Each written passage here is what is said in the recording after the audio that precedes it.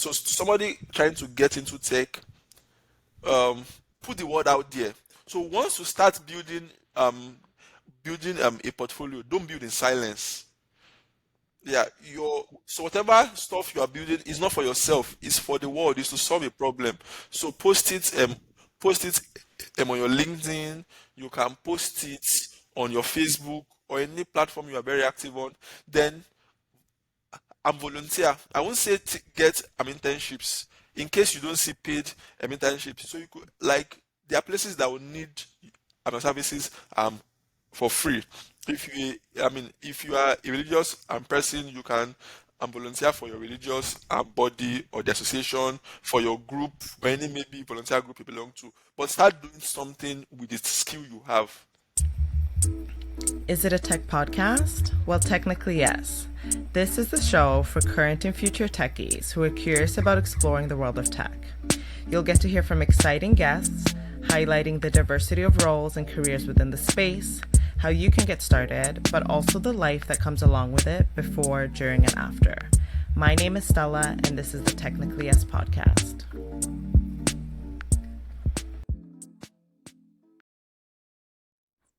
Hello, hello. Welcome back to the Technically Yes podcast. Once again, I'm your host, Stella, and I'm super excited about today's episode. Today's episode, we're going to be exploring the story of Enoch, who recently immigrated to Canada as a techie himself, and he's going to be talking a little bit about his story, how he settled into the tech space here, and yeah, I look forward to getting to learn more.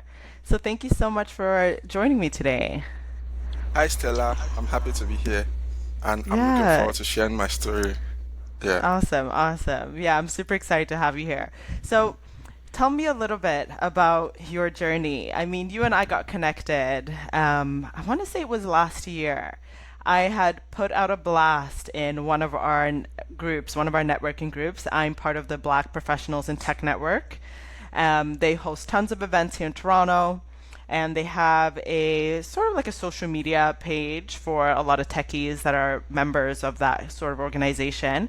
And I put out a blast looking for product managers in Toronto, and you were probably the only person that responded to my post actually. So yeah, tell us a little bit about your journey, what brought you here, all that fun stuff. Okay, Stella, yeah, thanks so much. And I'm always very happy to share about my journey. Okay, so let me just give a bit of background about myself. I have a degree in engineering, both at bachelor's and at a master's level. But Nice. after about 2 years in the oil and gas, I just got to the realization that I'm more of a creative person. So any kind of Mm, task I do must involve um, creating stuff. I mean, while I appreciate those who work in industries like the oil and gas or some other industries that are more of routine, like the tasks are clearly cut out and have high level and low level standards and processes to get things done. I'm of that kind of person that wants to just have fun or break things and build things, stuff like that. So I mm, realized that okay, I need to go into something else. And around that time, that's about I think 2013, 2014, the opportunity to start a tech company came up. So I mean, I nice. found myself in tech. It's been 8 years. I've been a software project product software product a manager, product manager, operations. Mm-hmm. Some I've done some form of operations, and now I'm a software engineer. So it's been like four Nice. different Yeah. roles across a span of 8 years. What a journey. So tell me a little bit about that. Like what brought you all the way from like project management to being a software engineer? Like why did you have those changes or yeah, what kind of brought you there? What was that journey like? Okay. Okay, so in my first company back then in Nigeria, um, that I was there for about 3 years. I was more of a software project and products.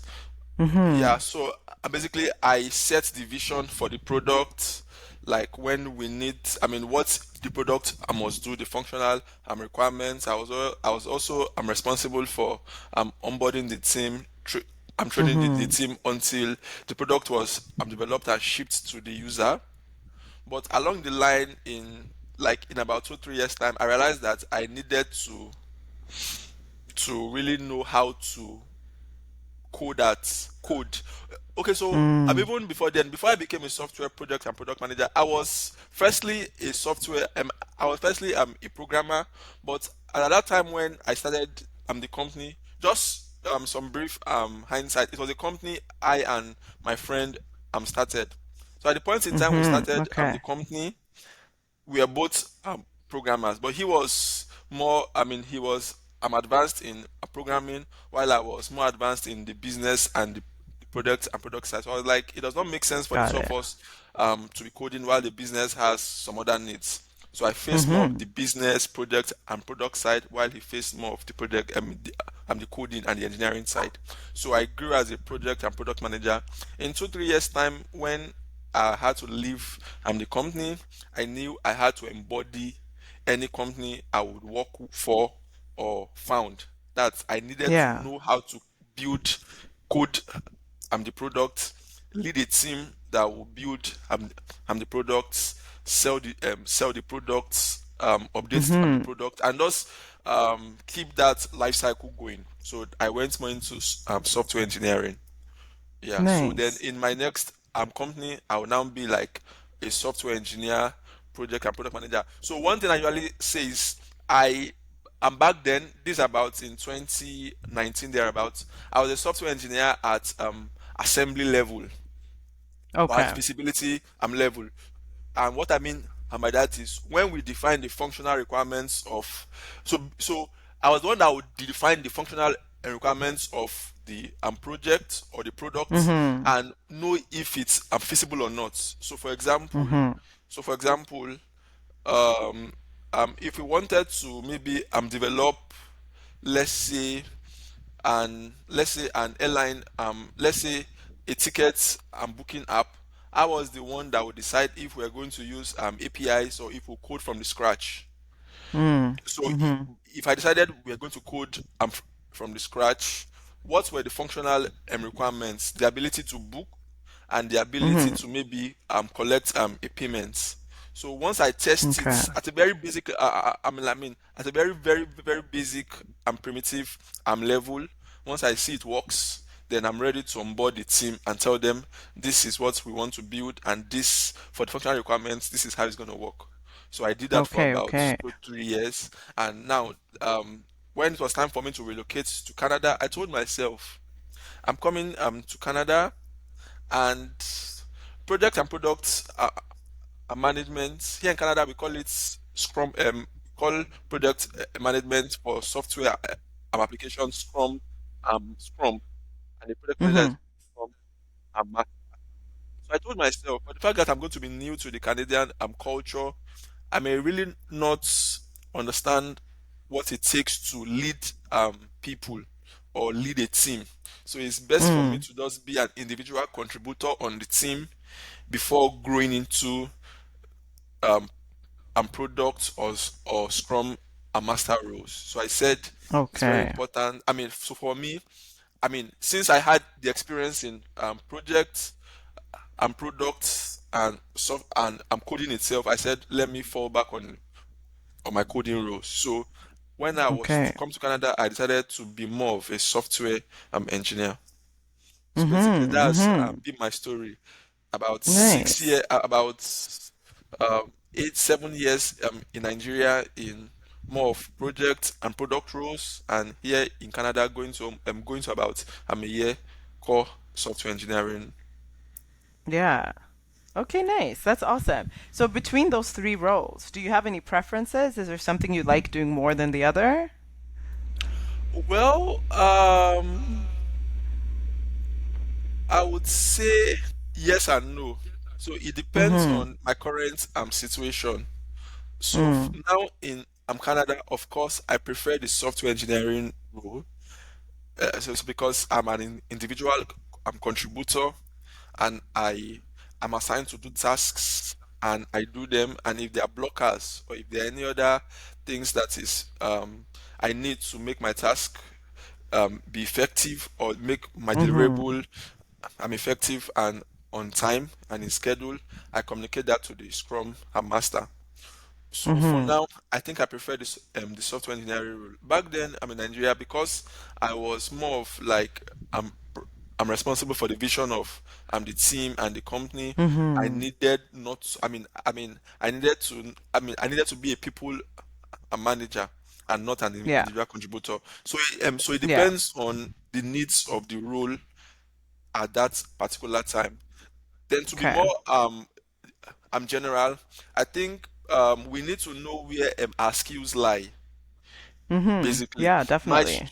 at the very core, I'm a project and product person. I'm a people Mhm. and person. So why I'm Mhm. an individual contributor now is because, like I said, I'm new to Canada and I'm still trying to study how I'm leading a team and working with groups work. But my Mhm. strength, my core lies in ambition. Um, I'm raising a team and executing it. Yeah. Okay, okay, nice, nice. Okay, so in speaking about strengths, let's flip that a little bit. So let's look at the weaknesses and the downsides. Are there any challenges you find, especially now within your current role as a software engineer? Like, what are the most challenging aspects of your job? Okay. Thanks for the question, Stella. So before I answer that, let me backtrack a bit Yeah. and maybe share some insights based on some questions I've had. And the question is, okay, is tech hard or is software engineering hard or is Mm-hmm. I'm coding hard? So my answer would be it depends on how it depends on how you see subjective issues like hard or easy. That's one. Then so it Mm-hmm. depends on your core strengths. At the very Mm-hmm. core, I love to build. I Mm. love to see how things come together. Then I'm not then also I love to learn. I'm not afraid Mm-hmm. to start things and in quotes fail and learn from it. So Mm-hmm. so at the Mm-hmm. very core, I love to, like I said, just build and solve problems. And if you remember at the beginning, I said I was a creative person, and that's why I chose tech. Mm-hmm. Yeah, so I would say my roles basically I don't see them. It's something I look forward to doing, and I don't see challenges that I've not anticipated. Mm-hmm. But Yeah. just to list them. So number one is Mm-hmm. not understanding the first time. Yeah, Mm. not so maybe you are maybe that's one. Then two, always I'm learning, you're always learning a new stuff. Mm. Let me now Mm-hmm. marry these two together. So let's say you are on a new role. No matter how good you are in tech, when you join a company you find out that the way they code is different. There's a new set of Yeah. tools and you have to Mm-hmm. learn, and you're always Yeah. learning, and you're like, okay, when will I just know one thing and be good, Yeah. and let me be very good Yes. in that. Yes. Yeah. Yes. So that's why I said 100%. you need to really go back to why you started in the first Mm-hmm. place. So if I must Mm-hmm. list challenges, those are the two challenges. You always have to learn new tools, and you always Yeah. have to you and in learning those tools, you won't understand them the first time you are reading or watching a video. Mm-hmm. Then the third one I would say is blockers. So blockers in terms of the hard things you need to do your job, the physical stuff, maybe Mm-hmm. um Mm-hmm. softwares or apps or tools. Then soft Mm-hmm. blockers, maybe I'm working in teams or company culture Mm-hmm. or stuffs. I'm like that. So in a nutshell, those are three challenges. Okay. Always the need to always learn new tools. The fact that you understand them the first time, Mm-hmm. and hard or soft blockers in doing your job. Okay, okay, okay. That makes sense. Now, coming from Nigeria to Canada, do you find that things are done very differently here? Are you finding a lot of similarities? Was that transition easy for you? Okay. To be fair, 1 year before I came to Canada, I had prepared mentally. I Mm-hmm. had Mm-hmm. prepared mentally. So my transition was kind of easy. I read a lot. I got to study the stories of people who had come before me, and I learned Okay. few things from them. So I think that really helped. Let me give an example. Mhm. So before I came, I had read stories of how people when they came, they could not continue at the job level they were in Nigeria, and they had to maybe do some jobs that maybe they felt were below their skills or qualification or experience. And I told her myself, how do I prevent this from happening to me? And that was Mhm. and that was why I said, okay, and that was why I said something like, okay, maybe I would I will switch roles and do more of software engineering. That was Mhm. one of the things I did. So in the years before I came, when it was sure I was coming, I took more on software engineering tasks. I learned how to develop software, trading and engineering curriculums. And that thing I did too Mhm. was I did an international qualification. I did my PMP. So my thinking was, Okay. why I did my PMP. Of course, I had years in project and product management, Mhm. and my thinking was Mhm. this: to be fair, if a Canadian recruiter sees me from Nigeria, no international experience, so to speak, and I Mhm. claim to have maybe 6 or 7 years of experience, what's the assurance that when they recruit me as a mid-level, I will hit the Mhm. ground I'm running? Okay. Yeah, so I just felt, I mean, doing having an international certification would help, and trust me, it did help.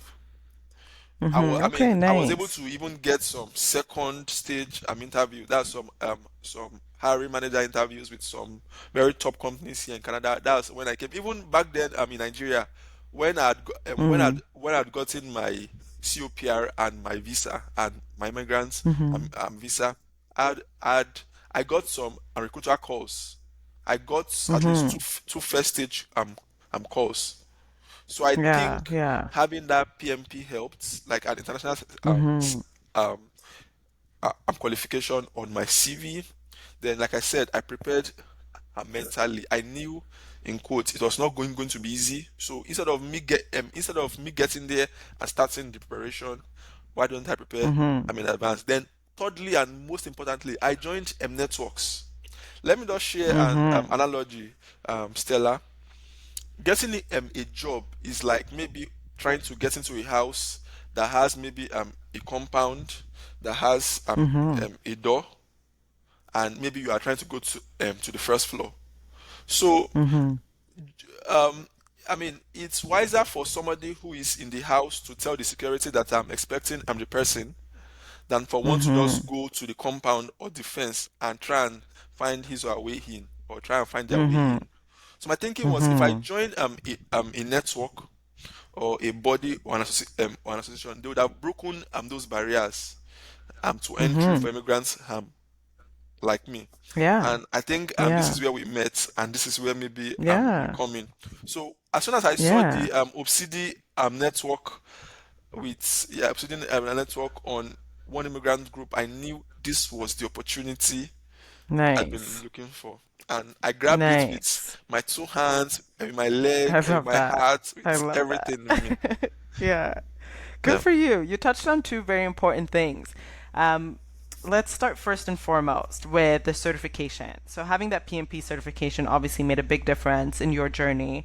And like, having that international recognition is very important. What's your advice to someone that is starting out, wanting to get into tech? Would you say that that's the route to go, is getting those certifications, making sure that's something that could be recognized on an international stage? Okay. So my advice to somebody who wants to get into tech is this. First, know if you are a good fit. Mm-hmm. And how you can know is, if you are bored, what I mean, from these two things I'm about to mention, which are you going to choose? If you are bored, would you want Mm. to watch a movie, or would you want to play a strategy game? If you are bored, Mm. would you want to watch a movie, or would you want to play a strategy game? If you choose to Mm-hmm. play a if you choose to watch a movie, then you should choose a communication based tech skill, like maybe blogging or writing or video editing or UI UX Mm-hmm. designs, or anything that involves and communication and creating content. Then if you Mhm. choose to Mhm. play a strategy game, then you should choose a platform creation or maintenance skills like software Mhm. engineering, data analytics, ML, AI, Okay. yeah, anything that involves creating stuffs, building stuffs. Why I'm saying that is tech is a long journey. Tech is Mhm. it's a long journey. So it's not something that you just Mhm. start and you want to stop halfway. So so that's the first thing.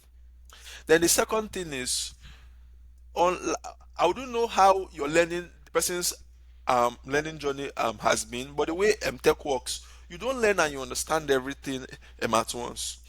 Imagine Mhm. if so like you learn, so if maybe you are to learn maybe 10 things to become an expert, you learn the first one. So, but the second and third ones will not be gotten by maybe the normal way of learning, like watching a video or maybe taking a course. This maybe the second and the third steps to your journey to being an expert, which is by at 10. You learn it by doing. Mhm. You learn it by Exactly. actually Yeah. building stuff. Yeah. Yeah. If not, you just see Yeah. yourself being a course rat. Like you've taken all the Mhm. courses in the world, all the courses in the world, Mhm. and when you want to Yeah. get a job, they ask you, send me your portfolio. Show me what you've Yeah. done.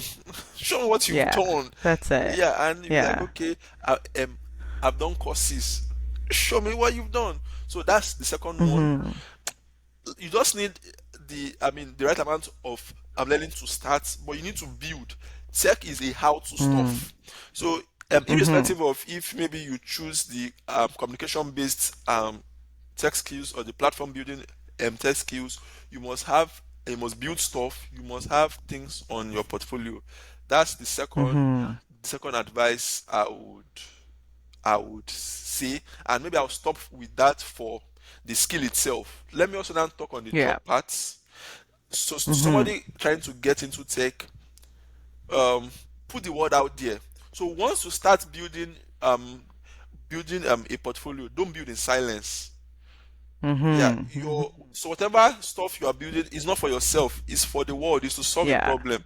So I agree. post it on your LinkedIn, you can post it Yeah. on your Facebook or any platform you are very active on. Mhm. Then volunteer. I won't say get internships in case you don't see paid Mhm. internships. So you could like there are places that will need services for free. If you Mhm. Mhm. if you are a religious person, you can volunteer for your religious body or the association, for your Mhm. group or any Mhm. maybe volunteer group you belong to. But start doing something with the skill you have. Mhm. So, for example, Yeah. if you learn, let's say, graphic design, start maybe you can start doing um, graphics for the association that you belong to, or you can manage their social Mhm. media page. So, so for the job parts, join as start like you need to join an association or group. Then you need to volunteer and put what out there. Mhm. Any other stuff will now be maybe. Let me end with this third one. Know where you are going to in terms of the kind of company you want to work for. Do you want to work for Mm. a multinational? Do you want to work for maybe a company that maybe it's only in one country? Do you want to work for a company that is maybe just Mhm. in one province? Do you want to work for a company that Mhm. maybe is just a city, or you want to work for an SME? Why I'm saying that Yeah. is when you decide that you now know the kind of you now know the paths to take. So, for example, when while coming to Canada, I knew I wanted to work for a multinational. So I knew the things I Mhm. had to do. I knew I had to do international certifications. I knew I had to join big networking groups. I knew I had to use Mhm. LinkedIn well. Yeah. I knew I had to know how to communicate and how to work with teams. Like I just knew Mhm. I had to bring my best game, my A game. Yeah. So, like I Mhm. said, know the kind of company you want to work for. Mhm. That will make you know the kind of efforts you need to put in terms of bringing your A game, your best game. Okay, okay. So what I'm hearing really and truly is just being intentional in your journey, Yeah, making sure that whatever you're putting your effort into, that you're being intentional behind that, making sure that it aligns with your skill set, but also making those connections, networking. For me, networking is a really big thing, and I find it's so helpful, especially in the climate that we're kind of experiencing now with tech. There's a ton of layoffs. There's an economy that a lot of companies and people are worried about. We don't really know what's happening. Interest rates are on the rise. All those things factor in to the career space, right? So yeah, I completely agree with you. Being able to network, making those connections, and figuring out exactly where you want to be, but also not being afraid to offer up your services in the meantime, but also making those connections elsewhere. There's so many opportunities. Everyone needs technology. And that's what I always tell people. Find companies that need your services. There's always going to be companies out there, whether you're charging for it or whether you're charging partial payments or you're just doing it for free. But really adding to your portfolio and building that out. I completely agree with you. Yeah, yeah. so yeah, thanks for sharing. You're Thanks welcome, for Stella. sharing. So, yeah, so with the knowledge that you have today, if you could go back and do it all over again, is there anything that you'd do different? Yes. And what I would do differently is, I would say, not to try and learn plenty things at the same time. Mm, Yeah, like maybe try and take 5, 10 courses at the same time. Take one, build with it. Take the second one and build with it. That's the first mm-hmm, thing I think I would do differently. Then the second thing I would do differently is I would have learned like what made the particular role I was working in more effective. So for example, mm. every role has a KPI. Yeah, Yes. so I would have learned the KPI I needed for my role, and Mm-hmm, I would have been very intentional about it. So for example, as a manager, I'm concerned as to how many people are using the app every day. So I should be looking at mm-hmm, KPIs like maybe M, daily users and returning M users.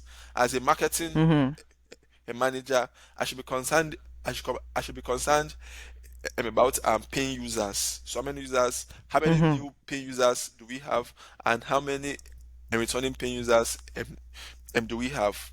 As a project manager, mm-hmm, I should be concerned. Maybe as a Scrum master, I'm concerned about how fast. how fast we are completing our sprints. So maybe mm-hmm. our work velocity. So in Yeah. a nutshell, I'll be concerned. If I could change anything, I'm looking back. Any new role I am on, I'll try to know the KPIs I'm needed to be appraised on that role and be super intentional about it. Okay, okay. Nice, nice. Yeah, that's great advice. That's great advice. So, with your career now, you definitely, I mean, you work for one of the biggest banks here in Canada as a software engineer, which is very exciting. Would you mind talking a little bit about how that opportunity came about? Okay, I will be very happy to share that. So, Yeah. like I said, last year when I knew I'll be coming to Canada, yeah, and I had taken the decision to transition fully to software engineering. I was on the lookout for Mm-hmm. opportunities, and as soon as I saw the opportunity, I knew this was it. I also knew that this is a very big opportunity, and word has not yet gone around about it. By the time, if Mm-hmm. like with time, word is going to go around, and it's going to be more competitive to get in. So Mm-hmm. basically, I put in my best. It had like maybe 2 stages of recruitment. Thankfully, Mm-hmm. I had had years of experience in passing those recruitment stages, some form Mm-hmm. of psychometric assessments and testing. Like I made sure I brought my A game, and that was it. Mm-hmm. I knew this was an opportunity, and if I missed it, like it's not gonna be very very cool. So I made sure I tried my best, and even before I came, I already knew that I was already, I mean, I had passed it, and I'll be taken. Yeah. So in a Okay. nutshell, I would say I was very intentional. Like I was very intentional. I'm about looking out for the opportunities. Let me just backtrack a bit. What I noticed was that while maybe other immigrants were more excited about traveling, which I really which I really understand. I was very excited too. But but one way I think and one way I see life is that when you see for the level you are, you already see the end. There's no need to be Mm-hmm. excited about the end again. Like you've seen the end. So why don't you start Mm. preparing for the next level? Like Yeah. Yeah. I'd already knew I'd already known I'll be coming to Canada. I had gotten my passport request and all that stuff. Mm-hmm. So I really didn't see the need to be excited about what to travel with, clothes or food or Mm-hmm. or where I'm going to live like that. There are Yeah. things for Yeah. concern, but my thinking Mm-hmm. was when I get to Canada, what's going to sustain me like daily? And it's Mm. to earn, is to get a job. So I put more effort in that. So I think that was the Mm-hmm. thinking that helped me get the job. I was able to pass the Yeah. psychometric assessments and the intellectual assessments, and I Mm-hmm. got the opportunity. Nice. Nice. Yeah. Would you mind sharing what that opportunity was or kind of what that looked like? Okay, so it was a software engineering boot camp Mm-hmm. that came with a job offer. So it involved a Mm-hmm. 3 months training, and even before and by just getting on by just getting on the boot camp, um um um um conditional on passing a background check, you would, I mean, you're Mm-hmm. like it's as good as saying you had I'm the job. Yeah. So yeah, Nice. so after this, so even while on the 3 months boot camp, it was still that same mindset, bringing in your A game, making sure you Yes. network, like like Mm-hmm. like and making sure you really understand what this program is all about, and giving it your best. So even while on the training, this the thinking helped me. Yeah. So in summary, it was a Nice. 3 months training, which conditional on passing a background check. Like after the training was done, you resume with the organization. Nice. That's awesome. That's awesome. One of the things I love about tech is that there's a lot of perks and benefits to working in this industry, right? There's a lot of money in tech. There's always some new shiny object that people are dangling in front of your face. And, it can be a very fun environment to work in. How has that been for you? Do you have a lot of perks at your job? Do you find that there are a lot of like add-ons and bonuses that come along with working in the tech space? Yes, yes, and yes. So in terms of tech itself, tech has the Mm-hmm. prestige. Like Yeah. everybody does see tech guys as the guys that make things happen, and so to speak, Mm-hmm. they do, because tech by the word itself, by the full meaning is information technology. So basically, Yeah. we process information, like everything. Like most applications in life, most physical applications can be modeled in a tech way. Yeah, most physical applications that does involve data can be can be Mm-hmm. can be modeled after tech. So why come to your shop with maybe 40 or 50 dollars to make a purchase when that Mm-hmm. money can be can be a variable somewhere in Mm-hmm. a server or in a database, and I can transfer it to you. Yeah. Yes. While Mm-hmm. why go to the office of an airline or a ticketing firm to buy my physical ticket for a trip when I can do everything online? Mm-hmm. So basically, tech models most of the data or information transfer processes that we would ever do. So tech is part of our lives, Mm-hmm. and going forward, Yeah. tech is going to be part of our future, because we have Mm-hmm. technologies like AR and VR that are in quotes, Mm-hmm. not yet Mm-hmm. mainstream. We have, like, the Yeah. future of tech is that anything will be programmable. So my house is going to be Yeah. programmable, my chair will be programmable, my lights will be programmable, everything will be programmable, and everything will be remotely operated. You can be in the Mm-hmm. Bahamas and you can see what's happening. In your house. You can be in the Bahamas and maybe your kids are at home and you Mm-hmm. cook for them. You cook for them. Yeah. Yeah. Like, Yeah. that's what tech can do. How? Just pass Mm-hmm. a recipe to your programmable, like you have, where you have put all the Mm-hmm. ingredients and it does the job for you. That's the And it future of does it tech. for you. Yeah. Yeah. So Yeah. having said that, tech by itself is prestigious. It has the power to change the future. Yeah. So Mm-hmm. then, secondly, so the second one I will now say is, it depends on the kind of company you work for in terms of Mm-hmm. benefits. So like I said, earlier, like there are like maybe five types of company one can work for. A multinational, that's a Mm-hmm. company that Yeah. works across many countries. You now have national Mm-hmm. companies that don't stay in just one country but have footprints in all the states or provinces. You have Yeah. companies Yeah. in just one province. You have companies in one, one city, and you have companies in just one location. So the Mm-hmm. benefits that you get when you work for each of them is quite um different. And to be very fair, Mm-hmm. the companies that give the best and benefit are, of course, the multinational companies. So while tech has a Mm-hmm. lot of benefits, they vary depending on the type of company you work for. Okay, okay, nice, nice. Yeah, that's awesome. That's awesome. Yeah, I find like depending, I completely agree with you. I mean, I've only worked for a handful of tech companies, right? But yeah, it's very different depending on who their target market is, what the company actually does as well. Like my first tech company was basically a tech reseller.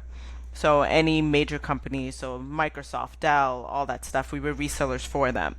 And then now I'm working for a company that's a fintech, right? So they have their own product, and we're solely working on that Canadian product. So it can be very different depending on who you work for. I agree. Sometimes, like with my first company, a lot of the perks were a lot bigger just simply because they're a multinational company, right? They have a huge spend, they have a huge budget. So they will throw concerts, things like that for Yeah, us just to keep us yeah, happy and yeah, keep us around, yeah, right? yeah. Versus other companies, the most you'll get is like a staff party and maybe free lunch. So it really depends. I agree. I agree. Nice. So before I end this off, I always like asking all of my guests if they have a book that they can recommend.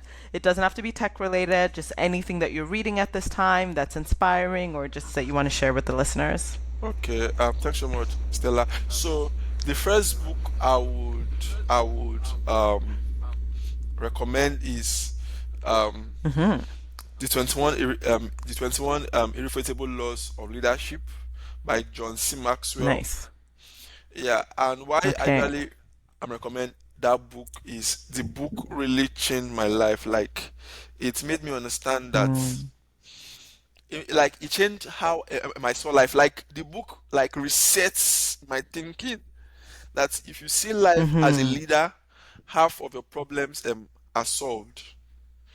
Like, if you don't Mm. wait for I love life that. to happen to you, if you really understand how life works, how people Mm-hmm. behave, and Mm-hmm. how it affects everything, is gonna really help one. So I'll I always recommend that the book any day, anytime.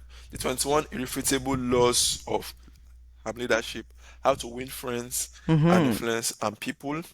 The second one I Mm-hmm. would That's a really good the one. second one I would recommend is um um How to Win Friends and Influence people by Dale Mm-hmm. Carnegie. Like, the book also made me understand the importance of relationships.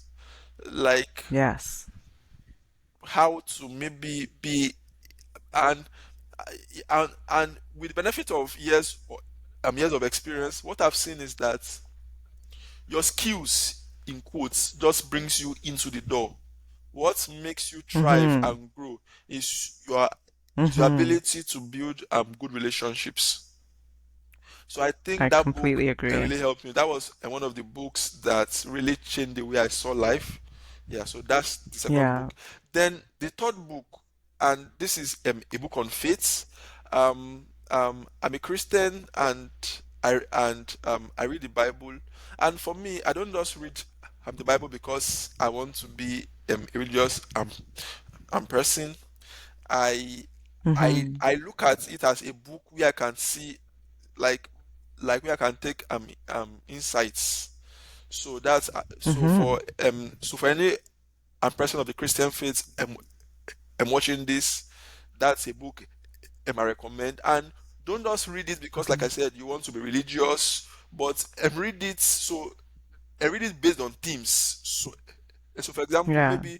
maybe you could choose one character, like maybe Jesus. Read how maybe he worked with um people. Read how he handled diversity. Like there was one Mm-hmm. part maybe in the book of John where Jesus Christ asked the disciple, "What should we do?" And but the Bible says that Mm-hmm. Jesus Christ knew what he was going to do already, but he wanted to ask Yeah. them for the idea, for their opinion. There was another part where he was Yeah. faced with adversity, and he handled their adversity by asking them a question. And you Yeah. could see some very practical styles on handling life Yeah. issues. Yeah. So once again, Yeah. for those of faith, do not read it. Read based on personalities, maybe Jesus or Mm-hmm. John or David, um, um, or, or Peter, and see how they handled life, see how they thought.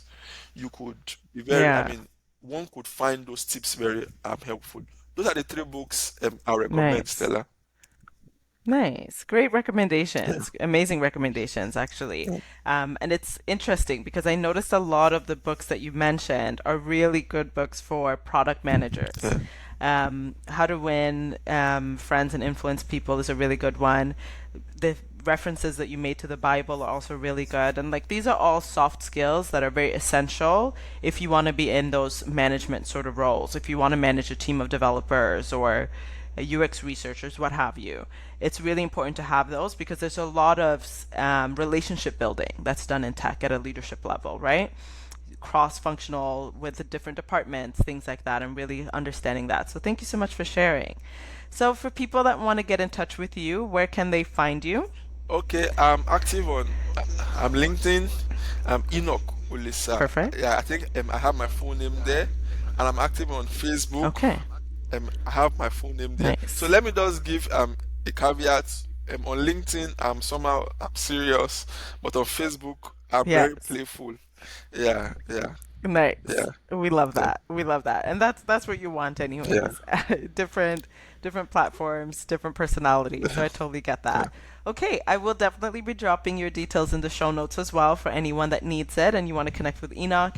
Enoch, it was such a pleasure having you here. I'm super excited for your journey and everything that's to come. It's been very inspiring just to be able to when we got connected, you weren't even in Canada at the time. So it's Yes, been really inspiring and exciting to just watch your journey, watch your growth, and now you're working for an amazing company. I wish you nothing but success. And hopefully, I can have you back on the podcast in the future and we can see what's up with you in the next little while. yes. Stella. Thanks so much. It's nice to be here. It's nice to speak with you, and it's nice to share my opinions. Yeah, My pleasure. Pleasure is yeah, always yeah. mine.